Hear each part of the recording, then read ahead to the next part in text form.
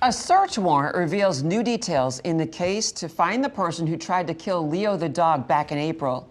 He was found inside a dumpster with his face and legs taped with duct tape. Law enforcement hasn't made any arrests, but their affidavit lays out a pattern of potential animal abuse within the home.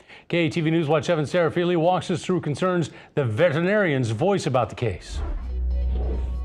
The affidavit is for a search warrant laying out the evidence to a judge that law enforcement thinks supports their case and the need to search for more evidence within a home or on electronic devices.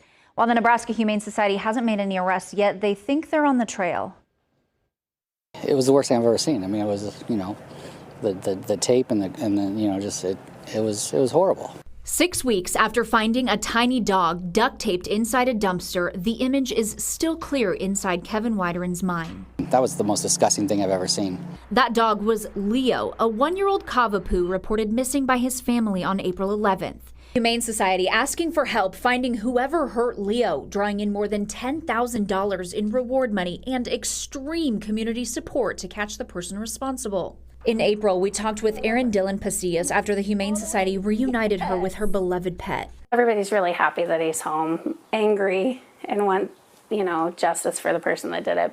But the affidavit obtained by KETV Investigates reveals someone inside the home with a long history of mental health issues may have hurt Leo. After the media reports about Leo, the affidavit says a veterinarian called investigators, voicing concerns they had about Leo and other animals inside the home. The vet says he saw Leo and another dog, Lupita. The affidavit says, quote, both dogs had been seen for mysterious fractures and he had concerns for the well-being of the animals inside the home based upon this and the newly released media post. Investigators say records show Leo being seen in February 2023 for a fracture that the owner blamed on falling down the stairs. Other records show Lupita had a right pelvic fracture and a right femur fracture that the owner blamed on the dog running and slipping out of her kennel. It goes on to say, quote, when they returned a week later for reassessment, a femur fracture was now observed as well. The vet recommended surgery and post-op noted, quote, surgery went well. I discussed with the owner. I'm not sure why the dog has now developed several fractures. I do not have any evidence that there is an underlying condition as a cause for those fractures. These are all separate occurrences. When serving the warrant last month, investigators say they found a cat in the home who'd had a forelimb fracture, the owner blaming that on the cat getting shut in a drawer. They say she claimed despite someone in the home with behavioral issues, no one would harm Leo. For the man that found him that day, there are no words. If you knew there was an issue, stop bringing animals into the home. The warrant says video camera evidence, phones, and electronics, which include tracking software and other items, were taken from the home to be examined.